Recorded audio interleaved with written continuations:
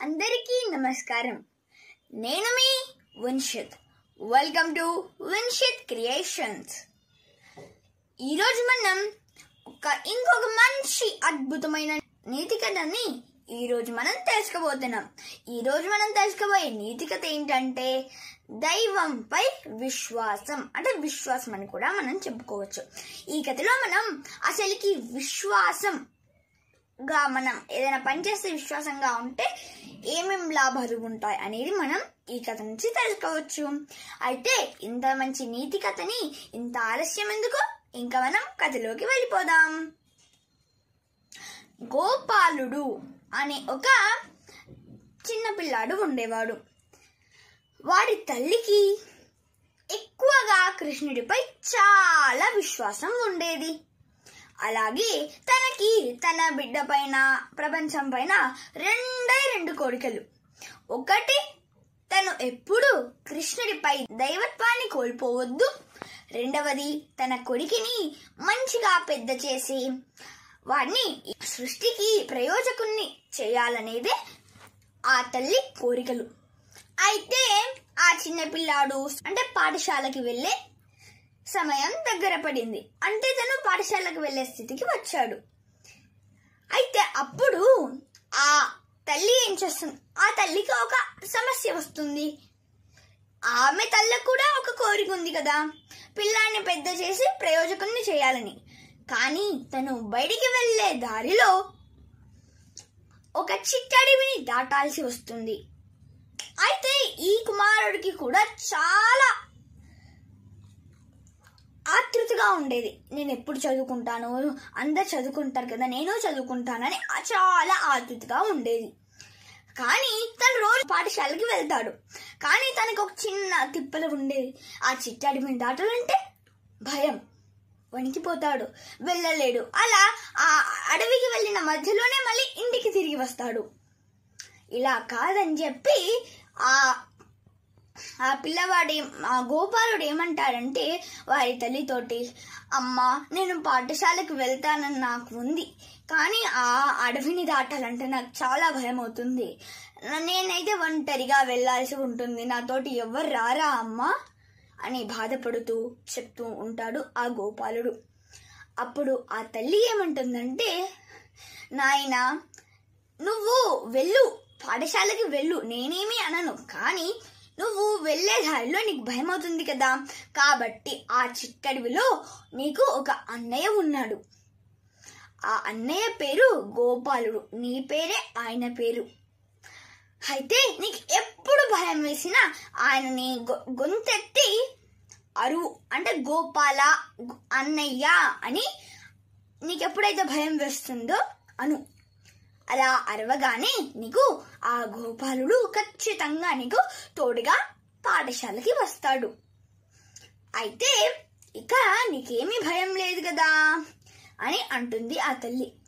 అప్పుడు అమ్మ, అక్కడ అన్నయ్య ఉన్నాడు నాకు ఇప్పటివరకు చెప్పలేదు కదా, ఇంకా అక్కడ అన్నయ్య ఉన్నాడంటే నాకేం భయం అని నవ్వుకుంటూ, సరే అమ్మ రేపటి నుంచి పాఠశాలకి వెళ్తాను అని అనుకుంటూ చాలా ఎప్పుడు పాఠశాలకు వెళ్తాను అని ఆతృతగా ఉన్నాడు గోపాలుడు. అయితే ఇలా మరుసటి రోజు అవుతుంది. అప్పుడు వెంటనే వాళ్ళ అమ్మ కన్నా ముందే లేచి అమ్మ అలా పాఠశాలకి వెళ్తూ బయలుదేరుతారు. అయినా తనకు పాఠశాలకి వెళ్ళాలని ఉంది, అయినా ఇంకా భయం పోలేదు. అలా అయిన పాఠశాలకు వెళ్ళాలి కదా అని తను తనపై విశ్వాసంతో తను ఆ అన్నయ్య ఉన్నాడు కదా, అన్నయ్య నన్ను చూసుకుంటాడులే అని విశ్వాసం, ఆ అన్నయ్య పైన గోపాలుడి పైన విశ్వాసంతో తను అలా ఆ అడవిలోకి ప్రవేశించాడు. అలా కొంచెం ఇలా అయినా దానికన్నా ముందే వారి తల్లి ఒకటి చెప్పింది. ఇదిగో గోపాలుడు ఆ చిట్టడవిలో ఉన్నాడని నీకు ఎలా తెలుస్తుందంటే, తను మురళి వాయిస్తూ ఉంటాడు.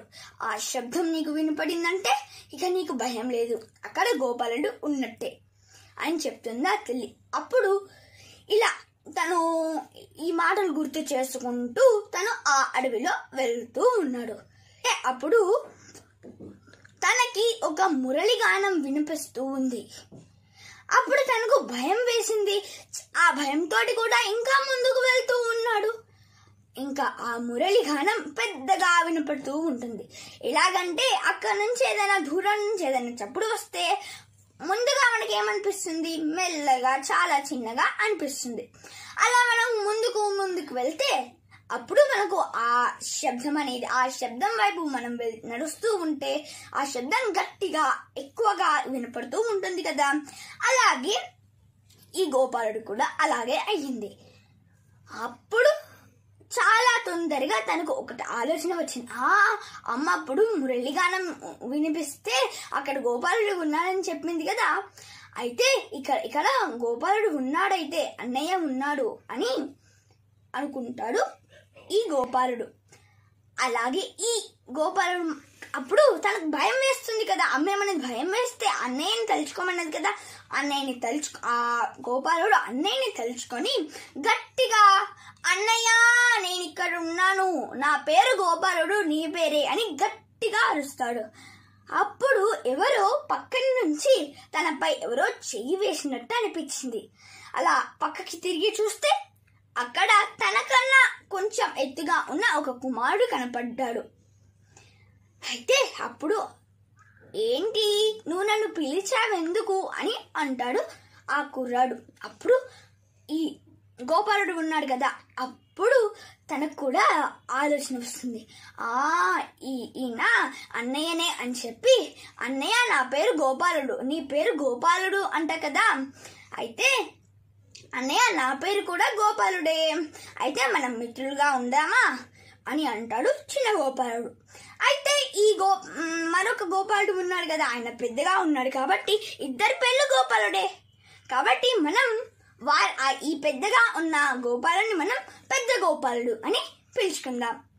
అయితే ఇలా అన్నాడు. ఈ చిన్న గోపాలుడికి పెద్ద గోపాలుడు తోడుగా పాఠశాలకి బయలుదేరుతూ ఉంటారు. అలా మొత్తం అడవంతా కబుర్లు చెప్పుకుంటూ దాటుతూ ఉంటారు. అలా అడవి దాటడానికి అయిపోయి, అంటే ఆ అడవి నుంచి బయటికి వచ్చారు, పాఠశాలకి వచ్చారు. అప్పుడు ఈ పెద్ద గోపాలుడు సెలవు తీసుకుంటున్న సమయంలో ఈ పెద్ద గోపాలుడు చిన్న గోపాలుతోటి ఏమన్నాడంటే, ఇదిగో గోపాల, ఇదిగో నాకు నీలాగనే చాలా పనులు ఉంటాయి కదా, కాబట్టి ఎప్పుడైతే నీకు భయం అవుతుందో అప్పుడే నన్ను చల్లుచుకో అని అంటాడు గోపాలుడు. అలా చెప్పి తను వెళ్ళిపోతాడు. అలా తను ఆ రోజు పాఠశాలకి వెళ్తాడు. అలాగే ఇలా కొన్ని రోజులు గడిచిపోతాయి. ఈ వారి గురువు దగ్గర ఒక ఆనవాయితీ ఉండేది. తను ప్రతి సంవత్సరం తను వారి తండ్రిగా సంవత్సరం చేస్తూ ఉంటాడు. అయితే ఆ శిష్యులందరూ ఆ గురువుకి ఆ రోజు ఏదొకటి ఇవ్వాల్సింది, అది ఒక ఆనవాయితీగా అలవాటుగా అక్కడ ఉంటూ ఉన్నది. అయితే ప్రతి ఏడు ఆ రోజున వారు అందరూ ఇస్తారు. కానీ ఈ గోపాలుడు వెళ్ళే మొదటి సంవత్సరంలోనే వారి తండ్రి గారు ఉన్నారు కదా, ఎవరు వారి గురువు గారి తండ్రి గారు ఉన్నారు కదా, వాళ్ళకి సంవత్సరం చేయాలి కదా, కాబట్టి అందరు ఇస్తారు కదా. అది తెలుసుకున్న గోపాలుడు, అయ్యో గురువు గారికి నేనేమీ ఇవ్వలేను, మా ఇంట్లో ఏమీ లేదు కదా అని తను బాధపడతారు. అలాగే ఆ మరుసటి రోజు సంవత్సరం ఉంటుంది. అయితే ఇలా బాధతోటే అమ్మకి ఈ విషయం చెప్పాలి అని వెళ్తుండగా గోపాలుడికి ఒక ఆలోచన కలుగుతుంది. అయ్యో ఈ విషయం అమ్మకి చెప్తే అమ్మ బాధపడుతుంది, కాబట్టి నేను ఈ విషయం అమ్మకు చెప్పనులే అని అనుకుంటాడు గోపాలుడు. సరే అని చెప్పి తను మరుసటి రోజు కూడా అమ్మకి ఏమీ చెప్పకుండా తను వెళ్తూ ఉంటాడు. అయినా తనపై విశ్వాసం మాత్రం తగ్గలేదు. విశ్వాసంతో తను అలా బయలుదేరుతూ ఉంటాడు. అయితే అప్పుడు ఇలా బాధపడుతూ ఉండగా ఈ గోపాలుడికి పెద్ద గోపాలుడు కనిపిస్తాడు. అన్నయ్య ఇక్కడనే ఉన్నావా నువ్వు అని గోపాలుడు అక్కడికి వెళ్తాడు. అప్పుడు పెద్ద గోపాలుడు ఏమంటాడంటే, గోపాల నువ్వెందుకు బాధపడుతున్నావు, నువ్వెందుకు చింతిస్తున్నావు అని పెద్ద గోపాలుడు అంటాడు. అన్నయ్య ఈరోజు సంవత్సరం ఉంది, అయితే నేను అందరూ శిష్యులు మా గురువు గారికి ఏదో ఒకటి ఇస్తూ ఉంటారు, అది వారి ఆనవాయితీ అంట. అయితే నేను కూడా ఇవ్వాలి కదా, కానీ మా ఇంట్లో ఏమీ లేదు అని బాధపడుతూ చెప్తాడు ఈ గోపాలుడు పెద్ద గోపాలుడికి. అప్పుడు పెద్ద గోపాలుడు సరే అని చెప్పి తను ఒక కుండని, పాలతోటి నిండిన ఒక కుండని తీసుకువచ్చి గోపాలుడికి ఇస్తాడు. అయితే గోపాల, నువ్వు దీన్ని మీ గురువు గారికి ఇవ్వు. సరే గురువు గారికి ఇవ్వు అని అంటాడు పెద్ద గోపాలుడు. అలా అని వెళ్ళిపోతాడు. ఎవరు? పెద్ద గోపాలుడు వెళ్ళిపోతాడు. అప్పుడు గోపాలుడు ఆలోచిస్తారు, పాలు ఇవ్వడం ఏంటి అని అనుకుంటాడు. అలా అని చెప్పి తను అలా ముందుకు నడుస్తూ ఉంటాడు. అలా పాఠశాల దగ్గరికి వస్తుంది. అందరూ పప్పులు అవన్నీ, అంటే పప్పు బియ్యం అవన్నీ గురువు గారికి అందిస్తూ ఉంటారు. ఇక చివరికి గోపాలుడి వంతు వస్తుంది. గోపాలుడు తల వంచుకొని ఆ కుండని వారి గురువు గారికి ఇస్తారు. ఎవరు?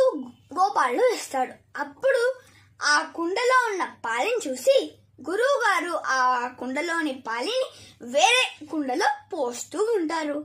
అయితే ఆ కుండ నిండిపోతుంది. కానీ తను ఇచ్చిన, అంటే గోపాలుడు ఇచ్చిన కుండలో మాత్రం పాలు కానీ ఒక్క గరిట కూడా తగ్గదు. ఆశ్చర్యపోతాడు ఈ గోపాలుడు, ఆశ్చర్యపోతాడు. అలాగే గురువు గారు ఆశ్చర్యపోతాడు. అలా జరగగానే గోపాలుడు తన కోల్పోయిన విశ్వాసం కూడా మళ్ళీ తిరిగి రెట్టింపు అవుతుంది. అలా మళ్ళీ ఒకసారి గురువు గారు దీన్ని వేరొక పాత్రలో పోస్తారు.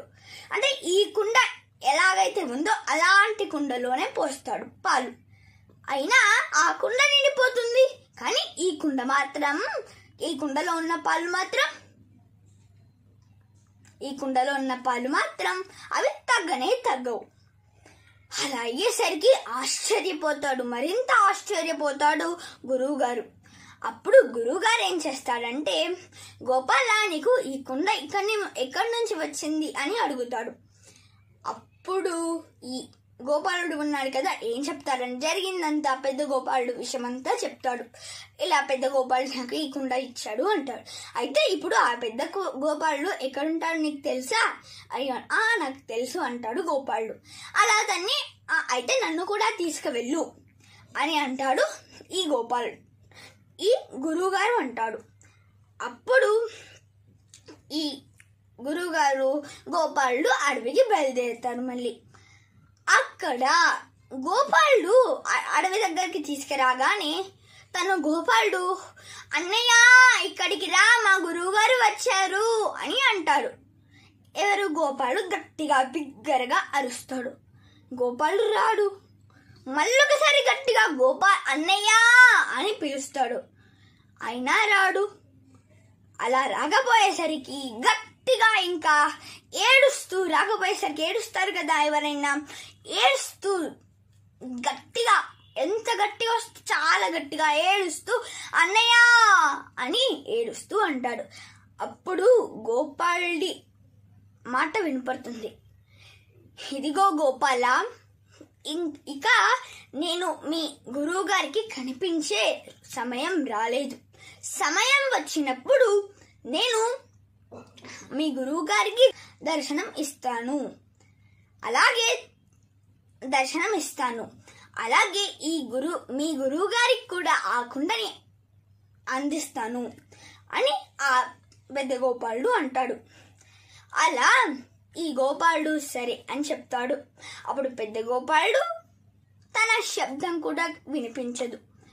అప్పుడు ఈ గోపాలుడు గురువు గారికి ఇలా అంటాడు.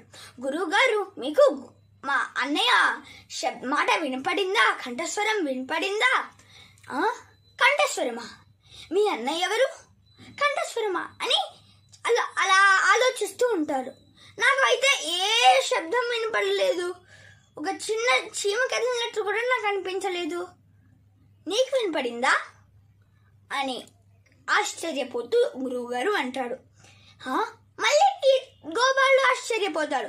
అలా మీకు వినపడలేదేమో అని గోపాలుడు ఆశ్చర్యపోతూ, సరే అన్నయ్య చెప్పింది మీకు చెప్తాను అని చెప్పి గోపాలుడు ఆ పెద్ద గోపాలుడు చెప్పినంత చెప్తాడు.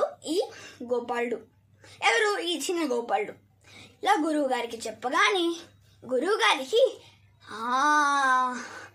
అమ్మ కృతజ్ఞతలు అంటే అలా కృతజ్ఞతలు చెప్పుకుంటాడు గురువు గారు. అంటే ఆ పెద్ద గోపాలుడికి కృతజ్ఞతలు చెప్పుకొని, ఎందుకంటే ఆ భగవంతుడు నాకు కూడా దర్శనమిస్తాడు. అంటే ఇదిగో నాయనా, ఇప్పుడు నీతోటి రోజు ఉండే ఆ పెద్ద గోపాలుడు ఎవరో కాదు, స్వయంగా భగవంతుడే, కృష్ణుడే అని అంటాడు గురువుగారు. అలా వారిద్దరు చాలా సంతోషంగా మళ్ళీ పాఠశాలకు వెళ్తారు. అయితే ఈ విషయం ఇప్పుడు గోపాలుడు ముందు జరిగిందంతా వారి అమ్మకి చెప్తాడు. వారమ్మ కూడా చాలా సంతోషిస్తుంది. అయితే మనం ఈ కథ నుంచి తెలుసుకునే నీతి ఏమిటంటే, మనం ఏదైనా పని చేస్తాం, అప్పుడు మనం ఆ పని మీద మనం చేసే పని మీద విశ్వాసం అంటే నమ్మకం, మనం అది చేయగలుగుతాం అనే ఒక విశ్వాసంతో మనం ఉంటే తప్పకుండా మనం దాంట్లో విజయం సాధిస్తాం. ఇది దైవంపై ఉంది. అంటే దైవమే దర్శిస్తాడని కాదు, కానీ మనం ఏ పని చేసినా నమ్మకంతో, ఎలాగంటే ఇప్పుడు గోపాలుడు చాలా నమ్మకంతో, విశ్వాసంతో ఆ కృష్ణుడు ఆ గోపాలుని రోజు తన విశ్వాసంతో నేను అడవిని దాటగలుగుతాను అని ఆ కృష్ణుడు చూపించిన దయ వల్ల, గోపాలుడు చూపించిన దయ వల్ల తను సురక్షితంగా అడవి నుంచి దాటగలిగాడు. అలాగే మనం కూడా ఏదైనా పని చేస్తాం, అప్పుడు మనం విశ్వాసం అంటే నమ్మకంతో ఆ పని చేస్తే ఆ పని చేయగలుగుతాం అనే నమ్మకంతో ఆ పని చేస్తే ఆ పనిలో మనం ఖచ్చితంగా విజయం సాధిస్తాం. అలాగే ఇదే ఈ కథ నీతి. ఇలాంటి మరికొన్ని కథలు మీకు కావాలి అంటే నా ఛానల్ని లైక్ చేసి, షేర్ చేసి, సబ్స్క్రైబ్ చేయండి. అలాగే నా ఛానల్ మీద మీ విలువైన అభిప్రాయములు కింది కామెంట్ బాక్స్లో తెలియచేయడం మర్చిపోకండి. ధన్యవాదములు.